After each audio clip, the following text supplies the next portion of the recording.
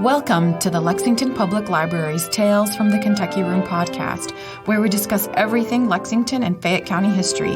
I'm Miriam, and in each episode of this podcast, we will feature a guest that will share a piece of local history. So thank you for tuning in and enjoy. This is J.P. Johnson.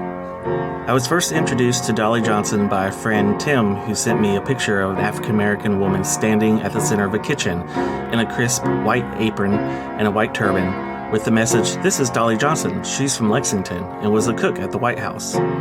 My imagination was immediately fired up by this woman who seemed so packed tight with possibility, who I learned could and did say no to prominent white men of her time, and who cooked potentially some of the best food of the late 19th and early 20th century. As Lexington has recently started to more intentionally celebrate the contributions of its African-American citizens to the bluegrass, I wanted to add my voice in a small but passionate way by celebrating Dolly Johnson, an African-American cook who helped to lay the foundation of modern American foodways. This podcast is part of what Toni Tipton Martin calls in her introduction to Minnie C. Fox's The Bluegrass Cookbook, public acknowledgement of the magnitude of the Black contribution by these, quote, turban mistresses of the kitchen, end quote, to Southern foodways, Southern culture, and Southern hospitality. When Dolly Johnson Dandridge died, she was possibly the most well-known cook in the United States. Her death, like her rise to the White House, was reported nationwide. Her obituary appeared in the Lexington papers, her home, the Cincinnati Enquirer, the Birmingham News, and the Washington Post. Known as the White House cook, she was one of the first African-American women to have a business on Main Street in Lexington, and even after her time in the White House, she was continually headhunted by prominent men from around the country to come be their personal chef. Laura Johnson, known for most of her life as Dolly, was born in Louisville, Kentucky about 1852. Then, depending on which papers you read, her rise to the White House took two different paths. Though she was neither the personal cook to a presidential candidate or already living in Washington, D.C., she was offered a job in the White House of President Benjamin Harrison. One version of Dolly's biography says that she had cooked for the Harrison family in Indiana, and that they had reached out to her after Harrison had fired Madame Poulinard, whose French cuisine was too rich for the Harrison family. The other version states that First Lady Caroline Harrison reached out to a Mrs. H.M. Skillman of Lexington in search of a Kentucky cook. The Kentucky Leader of December 3, 1889 reports, "Kentucky is known for something else besides pretty girls, fine whiskey, and fleet horses. The fame of her cuisine has spread far and wide, and a Kentucky dinner has gotten to be synonymous with a feast for the gods." In this ramification of reports, some of the branches must have struck the ears of Mrs. Harrison, the president's wife, for she wrote a letter out here recently to Mrs. H.M. Skillman of this city, in which she puts in an earnest plea for a Kentucky cook. In response to this request, a well-known feminine-colored caterer will leave the city tomorrow for Washington and will hereafter preside over the destinies of the president's kitchen and titillate his palate with the most conscientiously concocted pied de resistance. This cook is best known to Lexington as Dolly. For years and years she has had no other name, and it is unnecessary to give her another here. Suffice it to say, she is a professional caterer and attends to the wants of parties and other entertainments. Her reputation has been excellent, speaking from a culinary point of view, and for anything known to the contrary in every way. With a Kentucky cook, President Harrison will now be able to administer the affairs of the nation in a way that will elicit admiration from everybody. Dolly's removal to D.C. was reported in several papers. The Portage Daily Register, Portage, Wisconsin, 11 December 1889. A telegram from Louisville, Kentucky says that Mrs. Laura Johnson, a noted Negro cook, left the city Tuesday for Washington City to cook for the White House. The Woodland Daily Democrat, Woodland, California, 9 January 1890. They have a colored Kentucky cook at the White House, Laura Johnson of Lexington, having been recently installed in the responsible position of cook for the president. Terrapin soup. You will need 3 terrapins, 5 to 7 inches, a half a cup of butter, 1 heaping tablespoon of flour, 1 pint milk, salt and pepper, 6 hard-boiled eggs, a half pint thick cream, sherry wine. Boil terrapins and pick out meat. Melt butter in good-sized saucepan, remove from fire and blend in flour. Stir in milk gradually and season with salt and pepper. Chop egg whites and add with terrapin meat to milk mixture. Stir in mashed yolks and eggs. Return to stove and simmer until thickened. Last, add cream. Add sherry wine to your taste. There is only one known image of Dolly Johnson. She stands at the center of the White House kitchen, a sun around which everything spins. Shelves holding spices and jugs, flatware, plates, pans hanging from pins set in the back wall, a stovetop and oven. Most of the room in shadow, including Dolly's face, her white apron drawing the eye into the depths of this space, her space. Her Birmingham, Alabama obituary described her as a large woman, but here in the kitchen she seems like a focused point, drawing everything to her, full of pregnant possibility. To paraphrase a poem by Lucille Clifton, Dolly's presence suggests, "Won't you celebrate with me what I have cooked into a kind of life?" Dolly cooked for the Harrison family, and after Grover Cleveland won the presidential election, she continued at the White House for a year until Cleveland fired her. When President Cleveland tried to rehire Dolly, she said no and returned to Kentucky. In 1894, she met and married the chef Edward Dandridge. The Dandridges came to Lexington, and Dolly opened a restaurant on Limestone Street, just south of Main Street, and over the door hung a sign which read, "Dolly Johnson Dandridge, the famous White House cook." Consommé Royale. 1 pound ground beef, 1 ounce minced carrots, 1 leek, white section only, 2 egg whites, salt, white pepper, 1 tablespoon white wine, a half an ounce tomato puree, 1/4 quart beef stock. Mix all ingredients except stock. Add to saucepan with stock, stir and whip. Stir until stock is 120 degrees. Bring to and maintain a light simmer until flavor intensity of consommé is achieved. Carefully ladle consommé through cheesecloth lined chinoise. Dupelage surface of fat, season with salt as needed. Once Dolly returned to Lexington after marrying Ed Dandridge on New Year's Day in 1894, she opened her first dining room at 152 South Limestone Street. She traveled back and forth between Lexington and Louisville, catering for different events and organizations.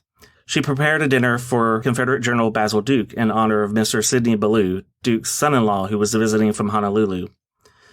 In 1904, General Matthew C. Butler, previously a U.S. Senator from South Carolina, came to Lexington to headhunt Dolly. General Matthew C. Butler, former United States Senator from South Carolina, but now a resident of Washington, has been in the city for the last few days, combining business with pleasure.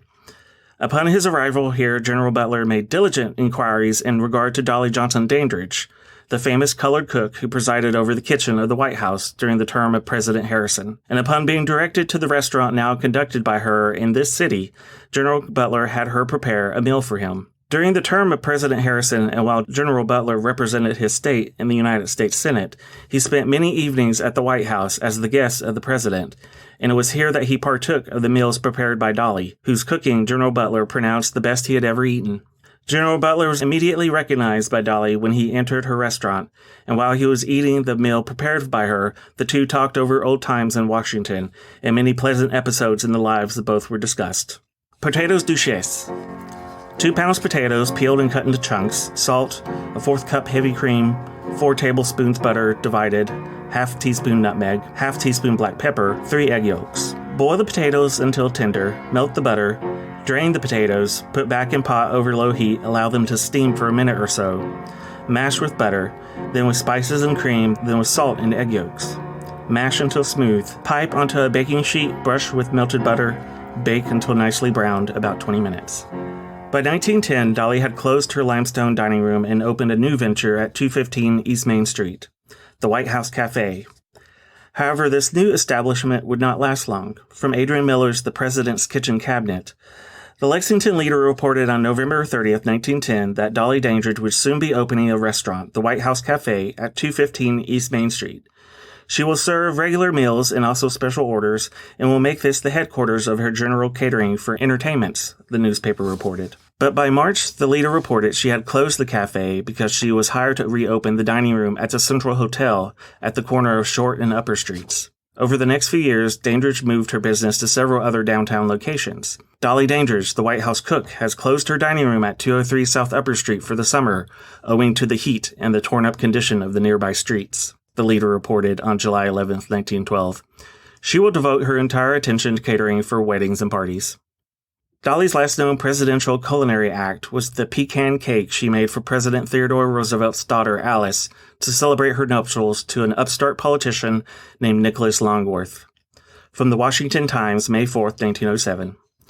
Representative Nicholas Longworth and Mrs. Longworth, formerly Alice Lee Roosevelt, daughter of President Roosevelt, arrived here from Cincinnati this morning in their large touring car to attend the closing day of the races as guests of the Kentucky Racing Association at Lexington.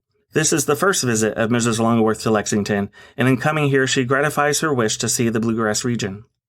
The Kentucky Association served a luncheon this afternoon at the clubhouse in honor of the Longworths.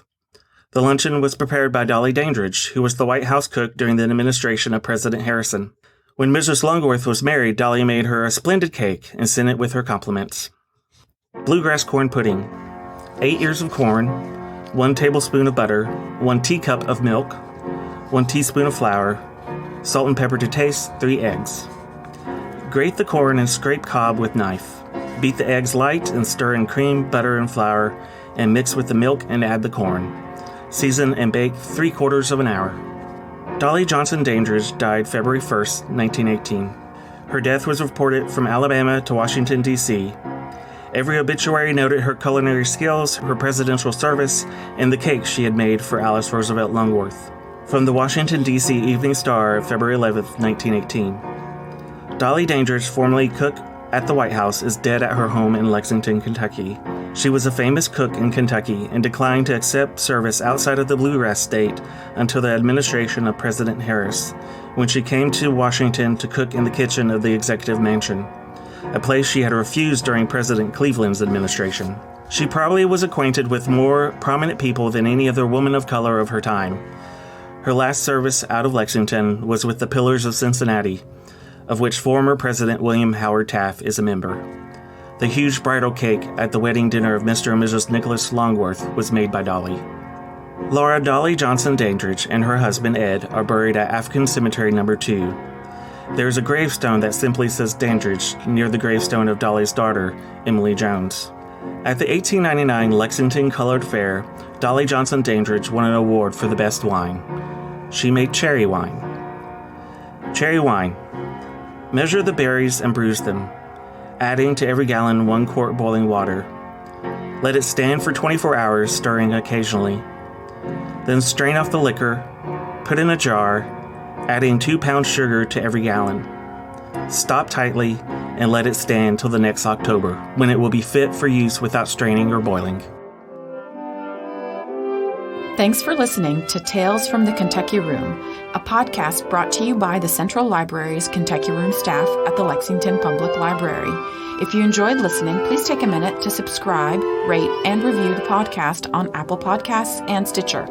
If you have any questions about local history or genealogy research, you can visit us in the Kentucky Room to use our collection and newspaper microfilm, or you can email us at elibrarian@lexpublib.org. That's elibrarian@lexpublib.org. I'm Miriam, and we'll be back with another trip down Lexington's memory lane.